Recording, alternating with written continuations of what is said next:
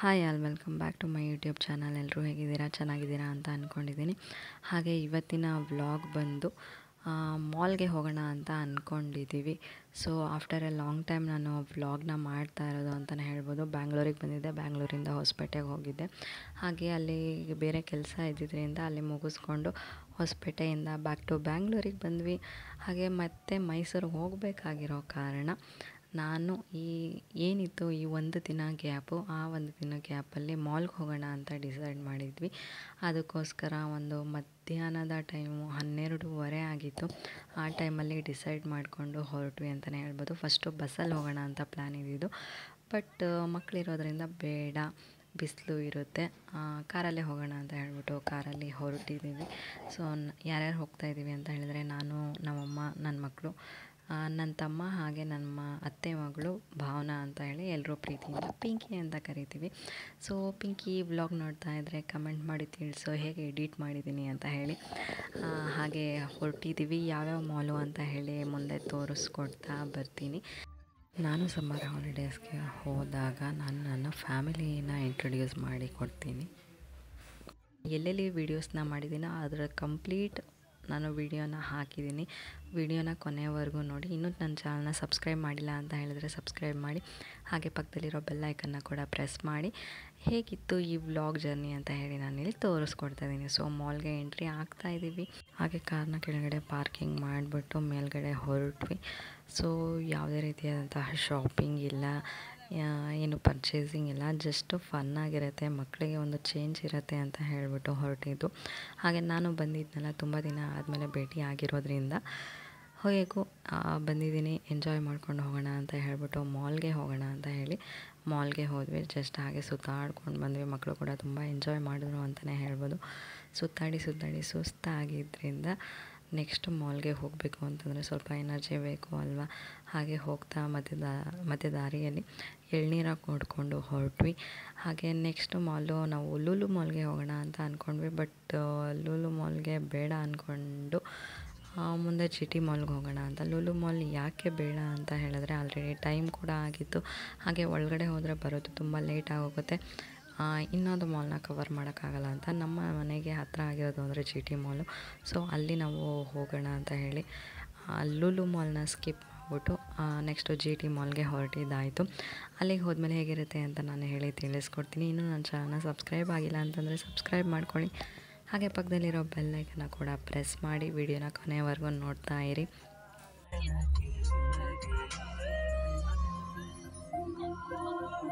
ನಮ್ಮ next stop ಬಂದು G T ಮಾಲಲ್ಲಿ.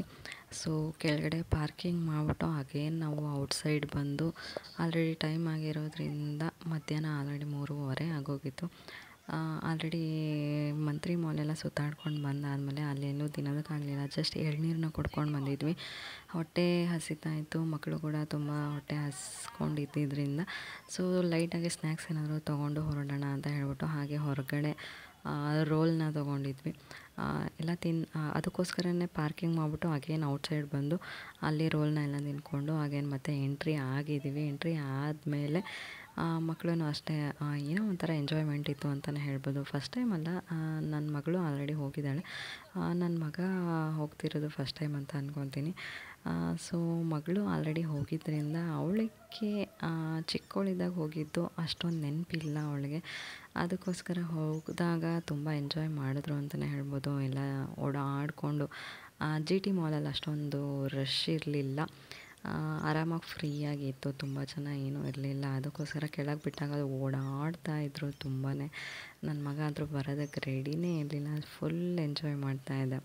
So ಹಾಗೆ ಓಡಾಡ್ತಾ ಇರಬೇಕಾದ್ರೆ ಲೈಟಾಗಿ ಸ್ನ್ಯಾಕ್ಸ್ ತಿಂದಿದ್ದರಿಂದ ಮೇಲ್ಗಡೆ ಹೋಗಿ ಏನಾದರೂ ತಿನ್ನೋಣ ಅಂತ ಹೇಳ್ಬಿಟ್ಟು ಫುಡ್ ಕೋರ್ಟ್ಗೆ ಹೋದ್ವಿ. ಇದು ಗೇಮಿಂಗ್ ಸೆಕ್ಷನ್ನು, ಇದಕ್ಕಿಂತ ಮೇಲೆ ಹೋಗಬೇಕಾಗಿತ್ತು. ಸೊ ಹೋಗೋಣ ನಡಿ ಅಂತ ಹೇಳಿದ್ರು, ಬರೋದಕ್ಕೆ ರೆಡಿನೇ ಇರಲಿಲ್ಲ, ಎಷ್ಟೇ ಕೇಳಿದ್ರು ಬರಲಿಲ್ಲ. ಅದಕ್ಕೆ ಸ್ವಲ್ಪ ಹೊತ್ತು ಆಟ ಆಡಲಿ ಅಂತ ಹೇಳ್ಬಿಟ್ಟು ಹಾಗೆ ಬಿಟ್ವಿ. ಅದಾದಮೇಲೆ ಮೇಲ್ಗಡೆ ಹೋಗಾದಮೇಲೆ ಏನು ತಿನ್ನೋಣ ಅಂತ ಹೇಳಿ ಚೆಕ್ ಮಾಡ್ತಾ ಇರಬೇಕಾದ್ರೆ ಮೆನ್ಯೂನ ಬರ್ಗರೇ ಓಕೆ, ಲೈಟಾಗಿ ಇಲ್ಲಿ ತಿಂದ್ಕೊಂಡು ಸಂಜೆ ಸ್ನ್ಯಾಕ್ಸ್ಗೆ ಬೇರೆ ಕಡೆ ಔಟ್ಸೈಡ್ ಹೋಗೋಣ ಅಂತ ಹೇಳ್ಬಿಟ್ಟು ಇಲ್ಲಿ ನಾವು ಬರ್ಗರ್ನ ತೊಗೊಂಡಿದ್ವಿ. 1+1 ಮೀಲ್ ಆಫರ್ ಇತ್ತು, ಅದನ್ನು ತೊಗೊಂಡು ತಿಂದು ಆದಮೇಲೆ ನನ್ನ ಮಗ ಹಾಗೇನು ತುಂಬಾ ಆಟ ಆಡ್ತಿದ್ದ ಅಂತಲೇ ಹೇಳ್ಬೋದು. ಆರ್ಡರ್ ಪ್ಲೇಸ್ ಮಾಡಿರೋದ್ರಿಂದ ನನ್ನ ತಮ್ಮ ಮತ್ತು ಪಿಂಕಿ ಹೋಗಿ ತೊಗೊಂಡು ಬಂದರು. ಹಾಗೆ ತೊಗೊಂಡು ಬಂದಾದಮೇಲೆ ಆ ವಿಡಿಯೋ ಕ್ಲಿಪ್ನ ಮಾಡಲಿಲ್ಲ ನಾನು. ಎಲ್ಲ ಫಿನಿಶ್ ಆದಮೇಲೆ ಎಲ್ಲ ತಿಂದು ಆದಮೇಲೆ ಹೊರಟ್ವಿ ಅಲ್ಲಿಂದ, ಜಿ ಟಿ ಮಾಲಿಂದ ಹೊರಟ್ವಿ. ಹೊರಡೋಕ್ಕೂ ಮುಂಚೆ ಅಲ್ಲಿ ಬಟರ್ಫ್ಲೈಸ್ ಇದ್ದು ಅಲ್ಲಿದೊಂದು ವೀಡಿಯೋನ ತಗೊಂಡು ಹೊರಟಿದ್ದಾಯಿತು. ಹಾಗೆ ಹೊರಡ್ತಾ ಇರುತ್ತೆ ಅಲ್ವಾ, ತಮಾಷೆ ಮಾಡಿಕೊಂಡು ಮಾತಾಡಿಕೊಂಡು ಹೊರಟಿದ್ದೀವಿ.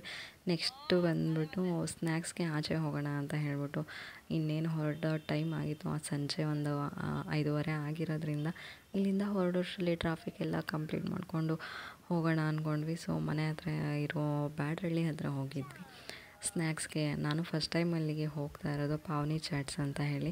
ಇಲ್ಲಿ ಸುತ್ತಮುತ್ತ ಯಾರಾದರೂ ಇದ್ದರೆ ಅಲ್ಲಿ ಟೇಸ್ಟ್ ಹೇಗಿರುತ್ತೆ ಅಂತ ಹೇಳಿ ಕಮೆಂಟ್ ಮಾಡಿ ತಿಳಿಸಿ.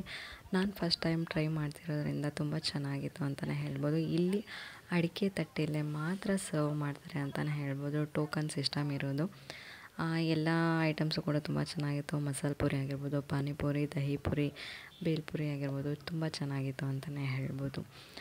ಟೇಸ್ಟಲ್ಲಿ ಎರಡನೇ ಮಾತೇ ಇಲ್ಲ. ಸೊ ಈ ವಿಡಿಯೋ ನಿಮಗೆ ಇಷ್ಟ ಆಗಿದರೆ ಒಂದು ಲೈಕ್ ಮಾಡಿ, ಶೇರ್ ಮಾಡಿ, ಕಮೆಂಟ್ ಮಾಡಿ ತಿಳಿಸಿ ಹೇಗೆ ಅನ್ನಿಸ್ತು ಅಂತ. ಮತ್ತೆ ನಾನು ನೆಕ್ಸ್ಟ್ ವಿಡಿಯೋದಲ್ಲಿ ಸಿಗ್ತೀನಿ.